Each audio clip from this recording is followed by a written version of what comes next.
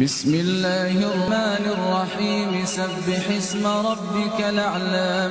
الذي خلق فسوى والذي قدر فهدى والذي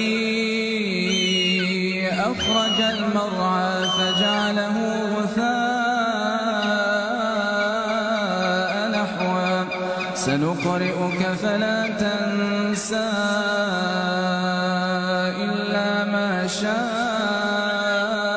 الله إنه يعلم الجهر وما يخفى ونيسرك لليسرى فذكر النفعة الذكرى سيذكر من يخشى ويتجنبها الأشقى الذي يصلى النار الكبرى ثم لا يموت فيها ولا يحيا قد أفلح من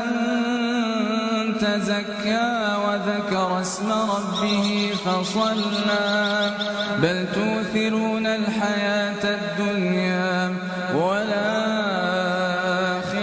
خير وأبقى إن هذا لفي الصحف الأولى صحف إبراهيم